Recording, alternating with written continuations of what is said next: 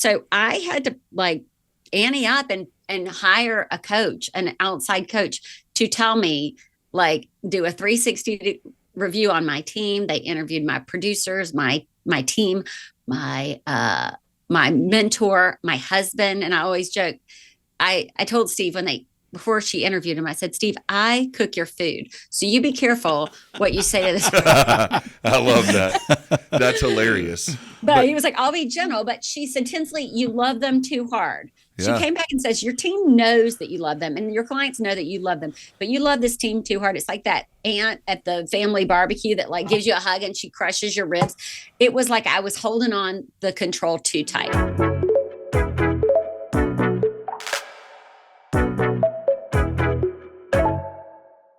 Ladies and gentlemen, welcome to the VIP podcast. I'm so glad you're here hanging out with me and my sister from a different mister, with Tinsley English. I love this woman dearly. My family, we're reading her book right now, and my wife's dying for me to put the book down. It's like, it's a book for women, and you're reading it. What's your deal? But I just love it so much. I'm enjoying it, and I'm tapping into a lot of things that can help my daughters and help my wife. And anyway, I love it. Tinsley, I'm talking about you. Get on in here. Come talk to us. Tinsley, Hey, how are you?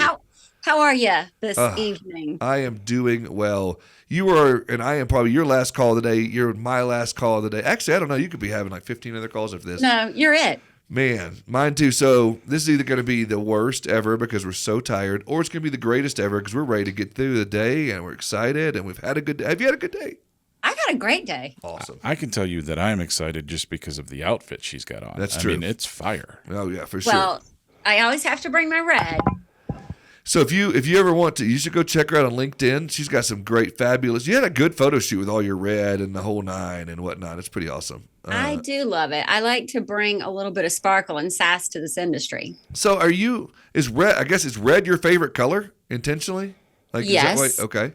I mean, I'm not going to talk about football right now, but I am a Georgia Bulldog. Okay. I did know that. And so I bleed red and black. And so it just so happens that red is also one of my favorite colors. And when you're thinking about personal branding, why not do something that makes you feel alive and makes everybody feel alive? So red is that color. Red is that color for you. Okay. So outside of the color red, what is something that makes you feel alive? Outside of the color red. Being outdoors with my family. Oh, nice. Or being outdoors with anybody, really. I like being outdoors. Okay. Also, I didn't know you were an outdoors person. I had no clue. An outdoors woman, yes. I like glamping, where I can get into like a RV or get into like something fancy, like where pullouts or the sliders or whatever you call those things. I don't want to be like in a tent on the ground. Are you a tent person? I mean, I will do a tent. I am also intrigued by that glamping. My husband has a Jeep Gladiator, and we keep saying we're going to turn it into one of those outdoor vehicles. But we have a cabin, lake house of sorts. Awesome. And my favorite thing to do is sit out there and fish for bass and catfish. You were throwing all kinds of. I didn't know you were a fisher person. Fisherman, fisherwoman. Yes, fisher. And I'm an angler. She's an angler. Wow, nice. That's like using the terminology and everything. Like I have tried. I get so bored fishing. Like I'll get out there and I'll cast and I'll be like, "Hurry up!" And I'm like, well, you're not fishing with the right people because it's a lot of fun. Well, fishing to me is like favorite pastime. Like, dude, it's one of those hidden things that I wish I did more of it. You're talking to Captain ADHD. There's no way I could sit still long enough for hunting or fishing. Chad and I are going to take you fishing. Then. She said outdoors to anybody. So welcome. Meet Chad. Meet Tinsley. She has a whole new family now. That's right. Yeah. All right. So real seriously, so for people that don't know, Tinsley you've been in this industry for, I won't say how long because I don't want to date you, but you've been in the industry a good amount of time. And you've got an extensive background in managing agencies and managing operations and working with account managers. And, I would love to hear, just broad level, just to start this conversation off, what are some of the strategies you have found effective in managing account managers and managing CSRs and whatnot? Because we're in a tough market and they're getting beat up on every single day. What are some things that you're, seeing broad level, some strategies to help manage some of those through that? Well, one of the things that has helped me when I was an account manager And to differentiate myself from the rest of the account managers was really understanding and adopting some soft skills. And when I say soft skills, I mean learning something like adaptability and understanding that every day is not going to look the same. If you want a job where every day looks the same, an insurance agency job is probably not the job for you, because we never know what is going to occur from the time we log on in the morning to the time we log off at night. So one thing that has remained tried and true, and this is one of my like OG instructions and advice to anybody that's coming in, is set aside 1 hour every morning before you turn your computer on, before you check your voicemail. And I don't care if you've got to get there a little bit early to do this, at least 45 minutes to an hour to knock out some of those mundane tasks. And I know we're going to talk about task management, and I won't go too far down that rabbit hole, but I don't care what position you're in the food chain, whether you're a CSR or you're a senior account executive, there are going to be certain things that you need to do consistently, to ensure our clients get their policies, to ensure our clients get their endorsements, their audits are checked, their audits are disputed, what have you. So do not pretend that you're going to do them at lunch. Do not pretend you're going to do them late in the day, because that's when you're reviewing a contract. That's when you are calling clients back, fighting the markets. But typically before 8 o'clock, Yep. if you can get there early enough, you can find 30, 45 minutes to an hour to knock out those tasks. And producers typically aren't bothering you that early in the morning. So just use that time, consider it sacred, and then let the rest of the world, start piling on you at 9 o'clock. It is the way that I was successful in managing a desk of all size throughout my career. And I have inherited some like bird's nest accounts in my life. But that is like some OG advice that I would give an account manager. And I love that, because I worked for someone previously who called that eating the frog. The first thing you do when you walk in the office is to eat that frog, whatever that might be. And for some people that might be, I don't want to look at my emails, or I don't want to check my tasks or my suspenses or whatever you call them in your management system, because that's just going to take forever, or it's going to do this, or I don't want to get into that. But if you can start your morning off, like you said, eat that frog, so to speak, if that's what it is, knock some of those things out. The other thing is that takes a lot of discipline. And totally. And so do you think, and again, I don't want to get deep in the woods on the technology piece of it, but do you think that is where that the technology piece can provide that accountability and can kind of help you in that area if you set that up right, whether it's account, AMS, or whether it's a CRM, or whatever that might be? Yeah, I think some of the low-hanging fruit that I see, startups and other tech companies tackling, letting AI order your loss runs, letting AI put a loss summary together. Obviously, you're going to check it. Not completely letting AI check your policies, but layering technology over, letting it at least do a cursory review, and then you do your deep dive of a review. I think that a lot of the lower hanging fruit, we need to apply technology so that we can have more face time with our clients. But I mean, even at a more even lower shelf level than that, even like you managing account managers, so to speak, or that's funny to say it, managing account managers, but managing the service team at your, do you find that you yourself are using those kind of things to say, I'm going to assign this task here, or I'm going to assign this suspense to this person? And do you find that helps with some of that, or you still think the person just deeply has to have that discipline in them? I think in the very early stages, each person needs to understand that discipline. Like discipline in our industry, discipline and consistency in life will trump the most brilliant mind any day. I don't think there's any great person or leader in this world that would argue that discipline and consistency are not foundational. I will say this too, and it's kind of bringing up an interesting point, is from the standpoint, like what you just said, consistency. Like muscle memory. I mean, Yeah. I tell people all the time when I'm training them on some kind of video thing or something like that,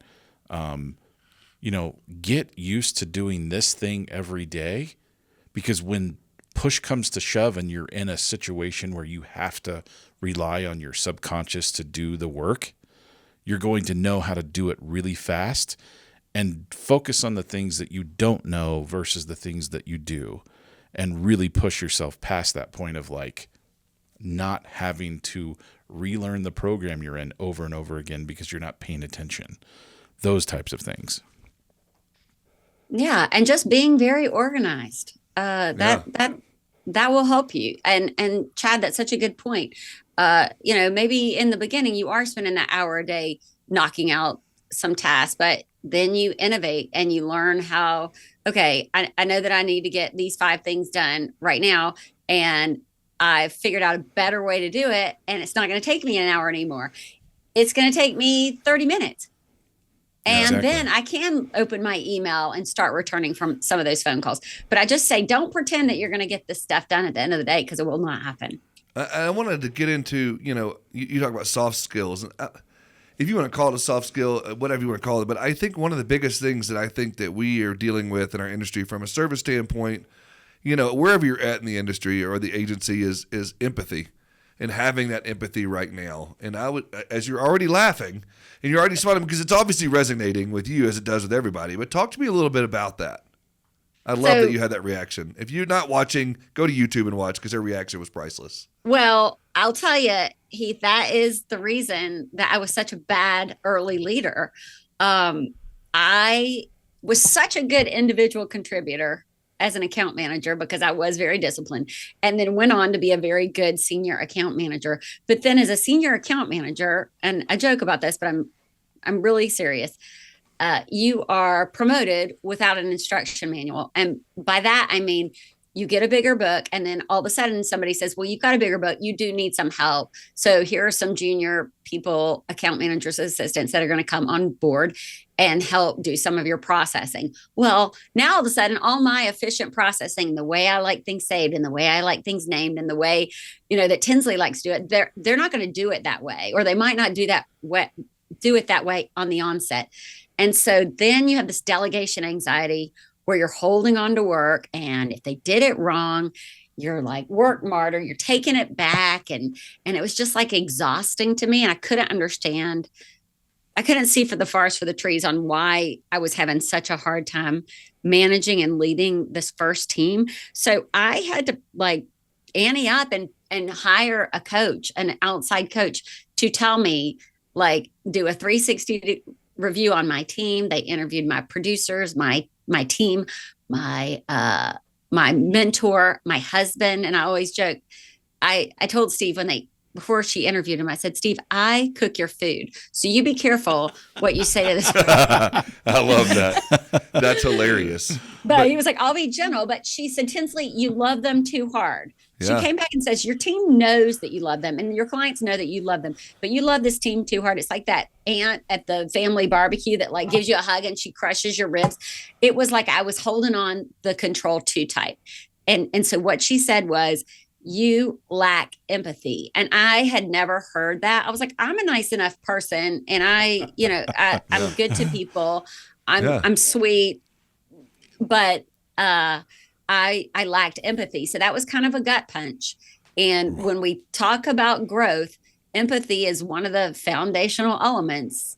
And it's just understanding that everybody doesn't have to do things exactly your way, as long as they're according to standard. If they've got their own flair and they've got their own way that they write an email, so long as it's professional.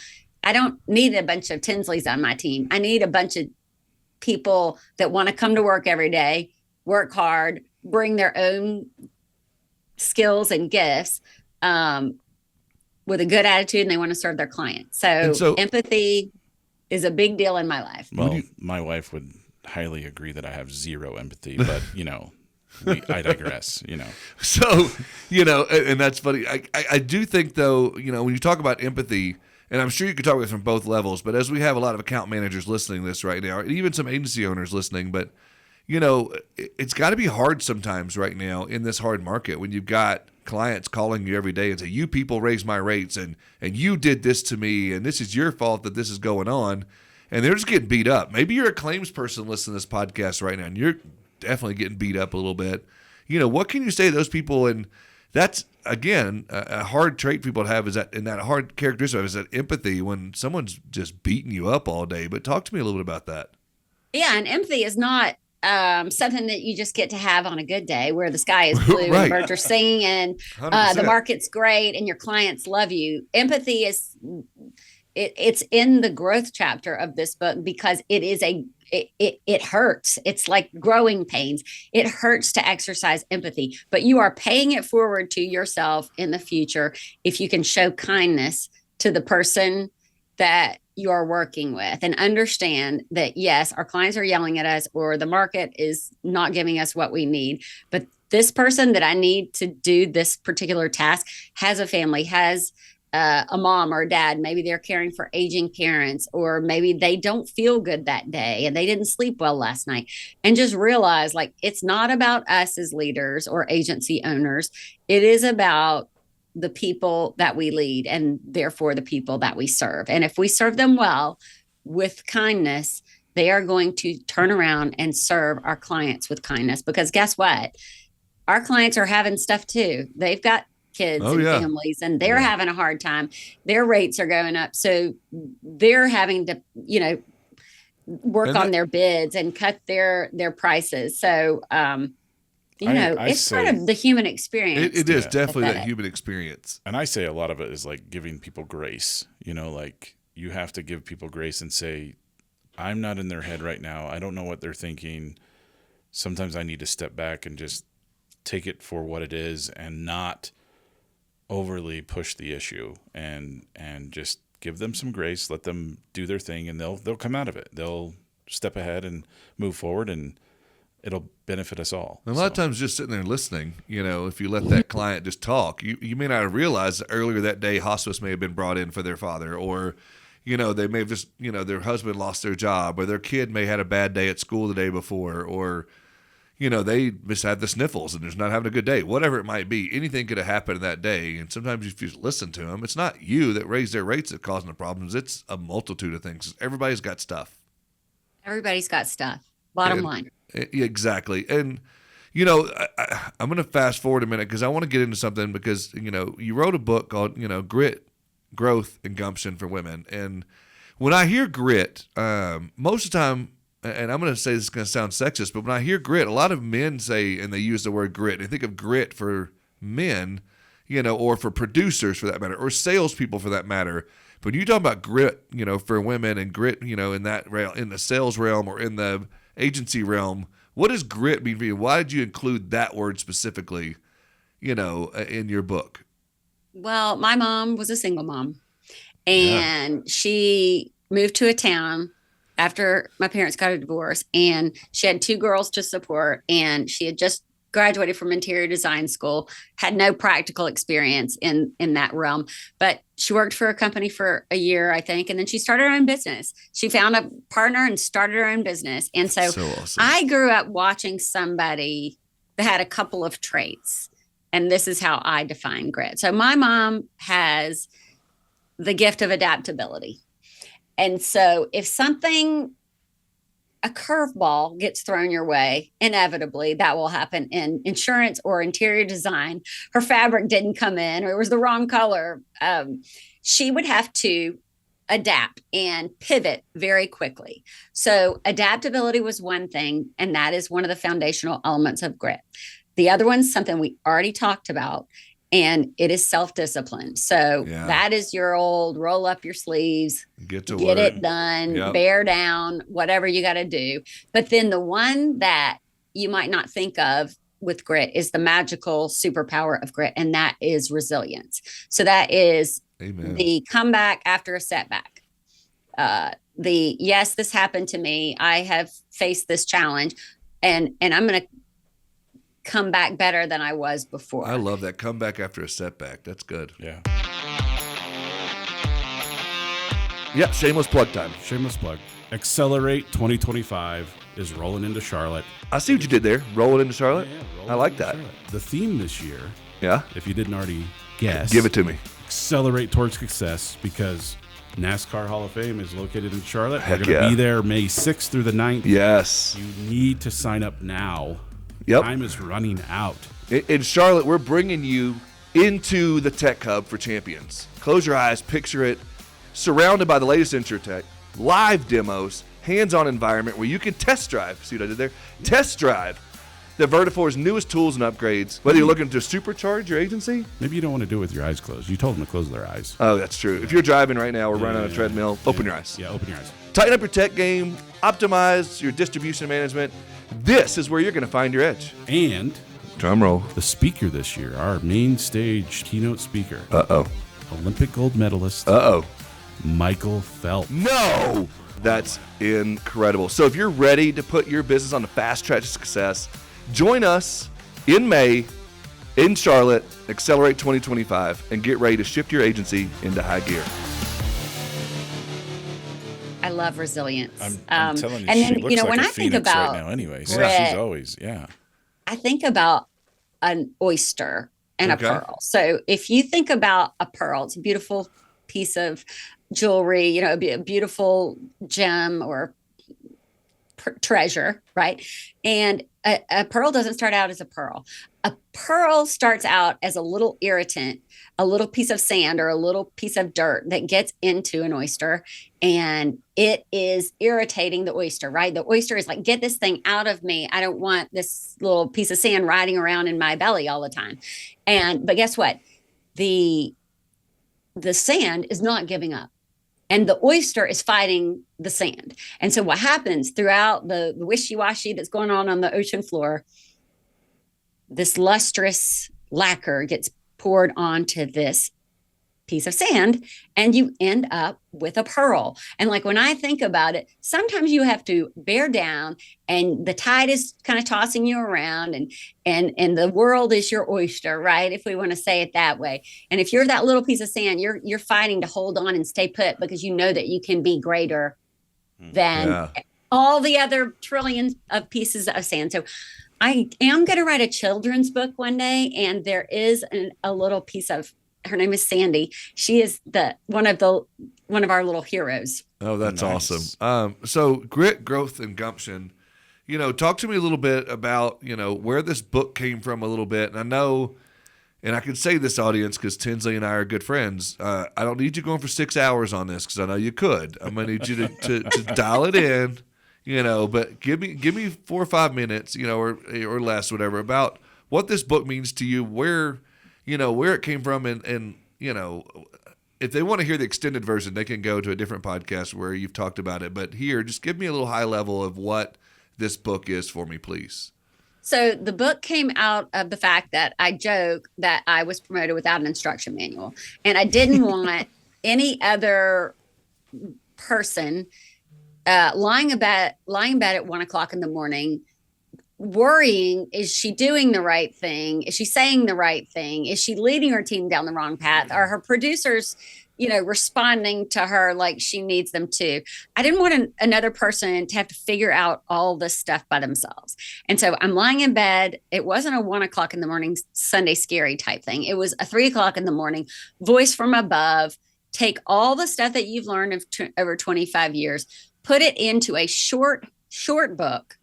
You could read it in a sitting, 8th grade reading level. Take concepts like empathy, emotional intelligence, resilience, vulnerability, and break it down so that everybody can understand it and apply it. That is my mission. It is a book that I want riding around in your briefcase or your purse, and I want the coffee stains on it. I wrote it as an instruction manual. There are exercises. So you have to get into the book with me and start working on yourself. And, obviously you mentioned to me earlier, I mean, I know this, but I want the audience to know, I mean, it's been well received, and you've gotten some really good feedback and some heartwarming experiences you've heard from women that have read this book and have been through this with you. What has that been for you? What's that felt like for you? It's felt huge. It was the book I needed at 35. And when I see women all across the country getting their book, sending me a picture with their book, if I go speak to a large group of women and we're signing books and I'm sharing the message of great growth and gumption with them, it is, I'm just paying it forward to all the other women that'll come after us, especially during Women's History Month. Yeah. I just wish I had had this book when I was 35. Oh, that's awesome. I just And love to and the know. other thing is, Heath, Sure. my husband's in the business as well, and he goes to conferences and he'll come home with books like How to Run a More Effective Agency or How to Be a Better Producer. But I looked out there and I just really could not find anything that was speaking to the service person in our industry. And I will say that I didn't write the books. It's not just about insurance. And there are stories from 14 other women in my book. But my daughter was like, I think you need to include stories from other women, like the expert on emotional intelligence or the woman who just wrote a book called Immigrant, who came to America at 18 from Africa and now is the mayor of a town in Ohio. So like so many women's stories and lessons are woven into the fabric of this book. I think that's incredible. And again, I am reading the book, and I think it's fantastic. And if talk about eighth grade reading level, I think I probably read on a third grade reading level, and I'm enjoying it, and I'm really having a good time. And I've been like calling my kids and my daughters in to read. Like you said, there's a lot of stories in there outside the industry, and I want to empower my girls and my wife and to help them to see those leadership qualities that you talk about and how to have this grit, growth, and gumption. And so. I just want to add something just before Chad we wrap can't up leave here. me alone on this one. He I'm just sorry. got to jump in here. Sorry. I'm so glad you're loving this though, Chad. One of the things that I do want to say is, with the idea of like kind of bringing it full circle of like knowing those basis 101 things. What you're saying about your book, I haven't read it, but I think I'm going to now. Is the fact that it to do all of the things that we do, either it be in the insurance industry or somewhere else, you kind of need those core values to base your abilities on. And I think that this is probably like what you're saying, one of those books where it's like, it's not about what you're doing specifically. It's about growing as a person and understanding these things that you need to know that will help you in your professional life and your personal life. Is that what I'm gathering? Yeah. And Chad, are you sure you haven't read this book? Right. I haven't. Sorry. The reason I say that is because one of the exercises that I do in the book in the beginning is the North Star goal exercise. And I ask you, I ask you a couple of questions to reflect on so that we do draw out your 3 core values. And then we take those 3 core values and add them to the obvious skills that you have, the things that are on your job description or your resume. And then I want you to think about the impact you want to make in the next 3 to 5 years and who you want to make that impact on. And this is not just your job. This is like the world at large. And I say, your personal vision statement, your personal elevator pitch is right when it gives you tingles. So if it doesn't give you tingles yet, it's not right. And then it should give your grandmother tingles. So like if you go to holidays or barbecue, whatever, and you're talking, your granny is like, what are you doing with your life? And you're like, I work in an insurance agency. Like, wow, she's not going to fall over backwards. But if you're like, I work in an industry that serves people during some of their hardest, challenging times, and we provide them a promise. And I work with an agency and we have this vision. And every day when we come to work, we're all part of it. And we all provide our own gifts to make this place hum. And so your granny is going to get excited about that. And you should get excited about that. So yes, Chad, core values. Yeah. Plus your personal vision statement, and then draw that out for 3 to 5 years. That's what gets you out of bed in the morning. Yeah, and go ahead. Chad's wanting to ask another question. No, it's not about Golly, Chad. I know. Like, Chad, who's the host here? You or me? I'm just kidding. Well, I just was going to say absolutely. I agree with your thought process. I agree with all of that because it is very much about discipline and understanding what your skills are and how you can use your skills to improve all of the other things you need to work on in your life. So that's all I have to say. So Yep. No, I think it's solid. And, bringing this back around, because we are otherwise, like I said, you and I could just talk about this for hours. But, coming back around, I knew I had to have Chad here to keep me, and he's trying to get us off track now too. But as we talk about this and relate this back to the insurance industry, obviously I think that people could buy this book and help, their agencies. But what are some of the things that leaders could do? Like agency leaders, maybe it's, account manager leader, like department leaders is what I'm looking for. Sorry, I couldn't think of my words there for a minute. But how could leaders and agencies, manage, that organizational change or a culture of adaptability, a culture of change, or an adult culture of any of those types of things that you're talking about to facilitate some of this growth and this grit and this gumption? I think that we need to treat every person as a leader the first day that they walk in our doors. So say you've just started, let's just pick on Chad for a minute. Chad's just started. All He's right. he's new Chad. He's brand new CSR. Chad, we're so glad you're here. Chad, at Heath's agency, we value you and we hired you because of these great qualities that you presented in your interview. And because you're here, we think that it's important you know what our mission and our vision are. And then we want you to start developing yourself as a leader. So you start challenging Chad to do certain things. You're giving him assignments every day or every week that are challenging him outside his job description. Maybe it is going to a networking event. Maybe it is grabbing coffee with a producer. Maybe it is grabbing lunch with the most tenured account manager there is. Chad needs to start to feel like a leader, and Chad needs to start envisioning himself in that next role, in that stretch role. And every single person in your agency needs to understand what your mission and your vision is, and that they are part of this amazing world of insurance, and that they have an opportunity to grow.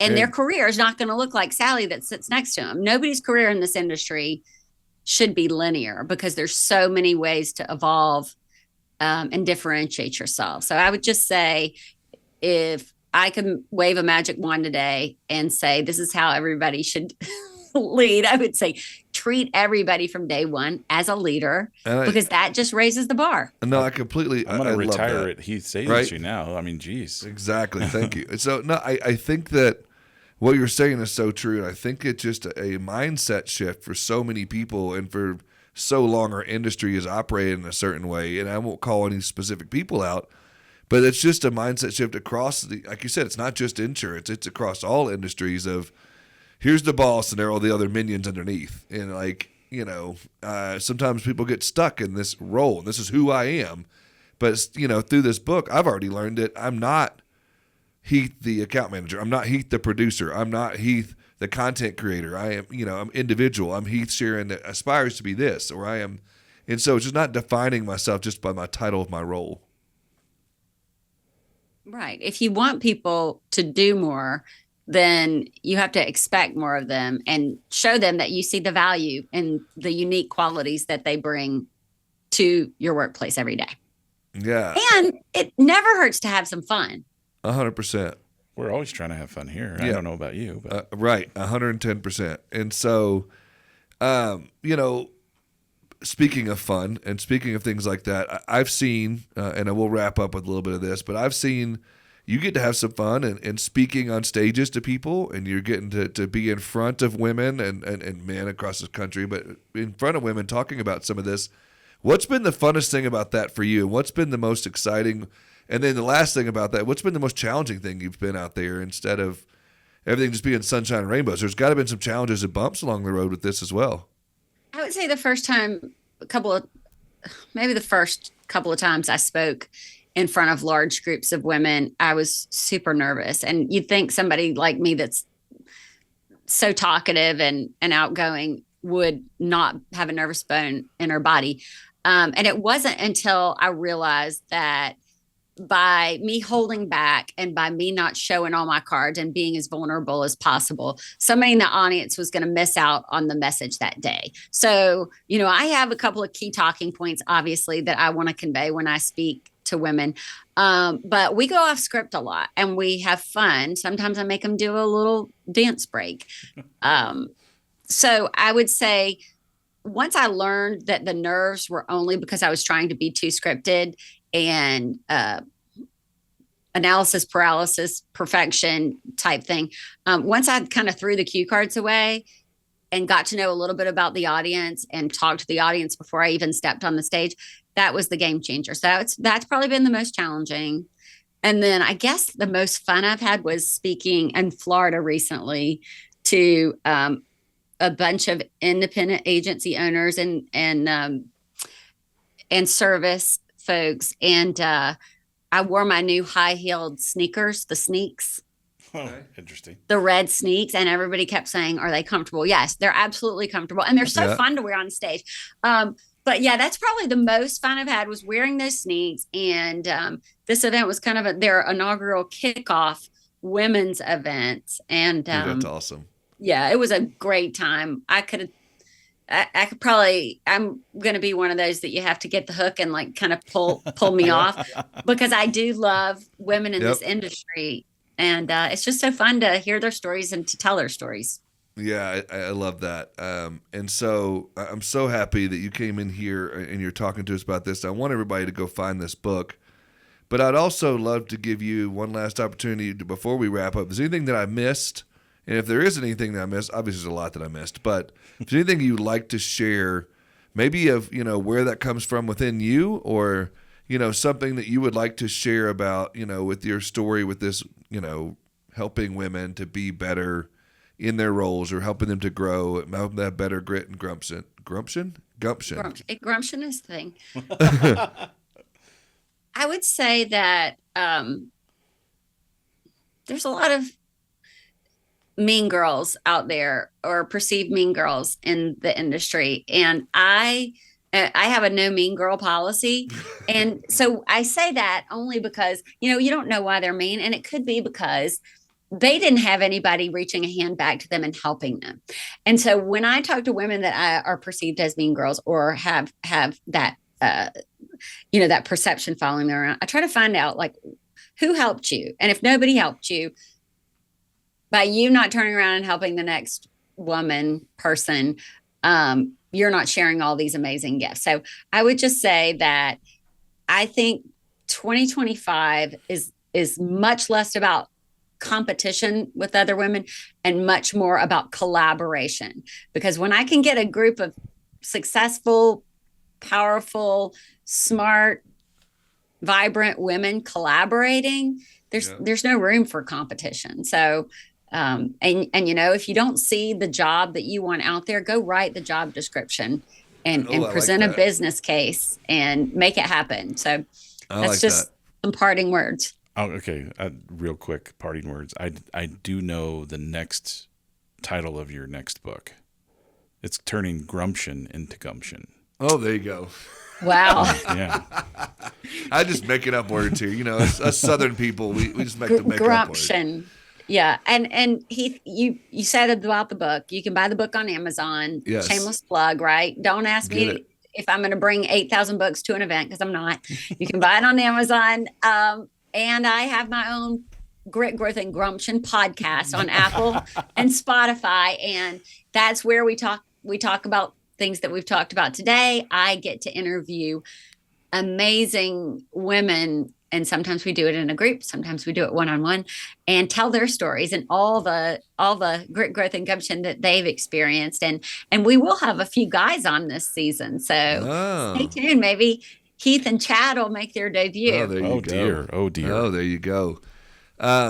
Tinsley, I really appreciate you. In the short amount of time we've gotten to know each other, I already feel like family with you. And now Chad already feels like family. And I appreciate you. I appreciate what you stand for in our industry. But bigger than that, I appreciate your heart and your ministry, so to speak, for women that need to hear these things. And if they don't need to hear it, you're going to give it to them, and they're going to want to hear it when they get done with it. So I appreciate that. Thank you. Well, thanks so much. And the last thing that I'll say, and you're probably like, you already said that.